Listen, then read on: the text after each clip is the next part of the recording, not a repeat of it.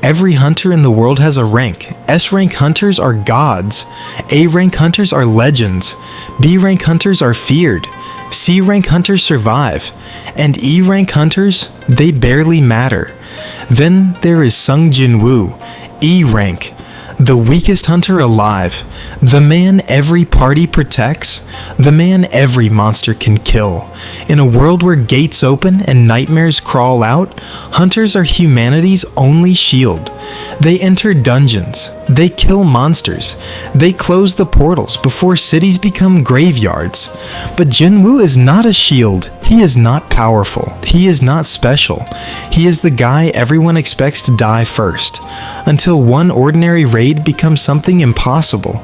A hidden passage, a second dungeon, a massive stone temple buried in darkness, statues watching from every wall, rules carved into stone, and at the end of the room, a giant smiling god.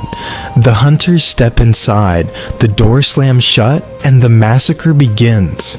Sung Jin-Woo lives at the bottom of the hunter world. E-rank stays E-rank, weak forever.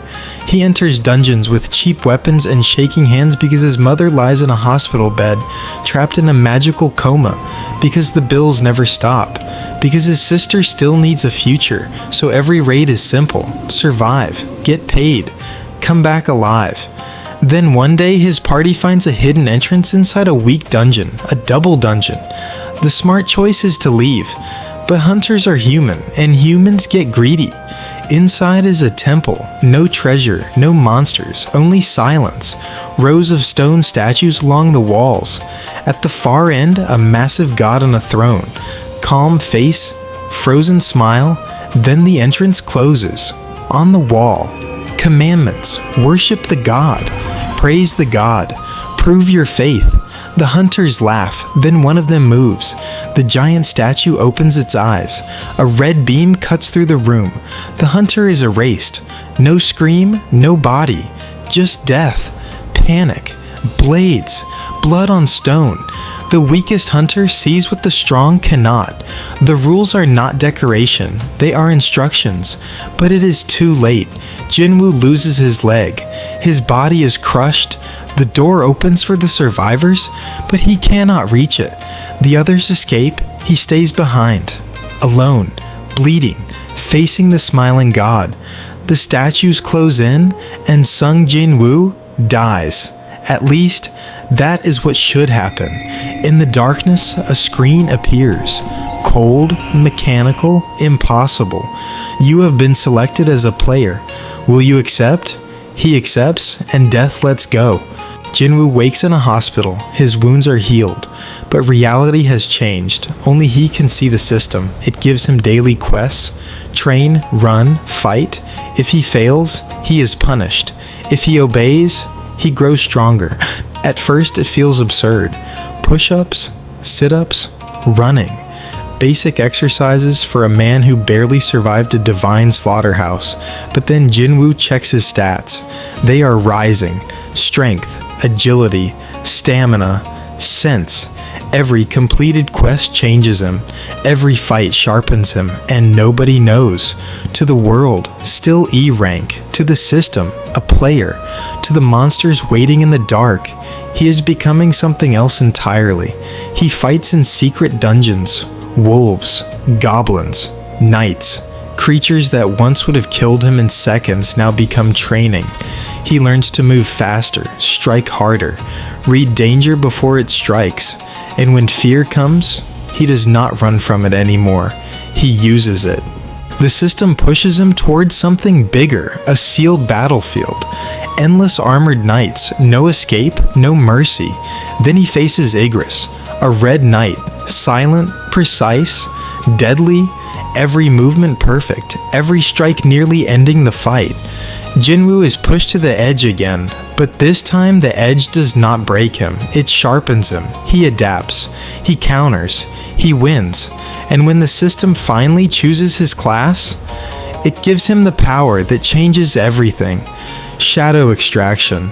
He raises his hand over the dead. Darkness gathers. The fallen answer. Black soldiers rise from the ground, eyes glowing, armor burning with shadow, bound to his command. Jin-Woo looks at Igris, the knight who nearly killed him, and brings him back. From that moment, Jin-Woo never fights alone again. Every enemy he defeats becomes his soldier. Every battlefield becomes his army. Every corpse becomes power. The weakest hunter alive has gained the power of death itself. Korea's old nightmare. Years ago, an S-rank gate broke on Jeju Island. Ant monsters spread across the land. Hunters died. Korea abandoned the island. Now their strongest hunters move in for one final raid. But the Ant King appears. A nightmare born from evolution. Fast, brutal, intelligent. It tears through S-rank hunters like paper. Korea's best fall one by one. The world watches helplessly. Then Jin-Woo arrives. The atmosphere changes. The Ant King senses it immediately. Another king has entered the battlefield. They clash. The monster that slaughtered S-ranks finally faces something more terrifying than itself. Jin-Woo dominates. He breaks it, kills it, then raises his hand. Shadow extraction. The Ant King rises again, not as a monster, as Beru, a shadow soldier with monstrous power and absolute loyalty. The monster that nearly destroyed Korea now kneels before Jin-Woo. Behind everything stand ancient beings called monarchs, kings of destruction, beasts, frost, dragons. They are not dungeon bosses, they are the real threat. And inside, Jin-Woo sleeps the power of the greatest of them all, Ashborn, the Shadow Monarch, the king of the dead. The monarchs attack before he can fully awaken. The battle is brutal. For the first time, Jin-Woo faces enemies who know exactly what he is, and they kill him. His heart stops. But death has never been the end of Sung Jin-Woo. In the darkness, he meets Ashborn. The ancient king reveals the truth. The system was not a game, it was training. Jin-Woo was not randomly chosen. He was being shaped to carry the full power of the Shadow Monarch. Ashborn offers him everything. Not borrowed strength, not temporary power, everything. Jin-Woo accepts and returns from death. The player is gone. The king has arrived. His shadows bow deeper than ever before. The monarchs realize their mistake. They did not prevent his awakening. They caused it. Then comes Antares, the monarch of destruction, the king of dragons. He does not move in shadows. He brings war openly. Dragon armies descend. Cities burn. The sky fills with fire. Only one man can stand against them. Sung Jin-Woo walks toward the apocalypse. Behind him marches the Shadow Army. Igris, Beru, Tusk, thousands of soldiers born from every battle he survived. Every enemy that tried to kill him now fight for him. Jin-Woo faces Antares, shadow against destruction, death against dragon fire. The battle tears across the world. Antares falls. The world survives. But Jin-Woo sees the cost. The dead cities, the broken families, the people who never asked to become pieces in an ancient war. Victory is not enough. The rulers offer him the cup of reincarnation, a tool that can reset the world, erase the gates, erase the deaths, but also erase the memories. No one will remember him. No legend, no thanks, no history, only war in silence. He accepts. Time rewinds. The world becomes ordinary, and Jin-Woo enters the dimensional void alone. For years, he hunts the monarchs before they can touch Earth.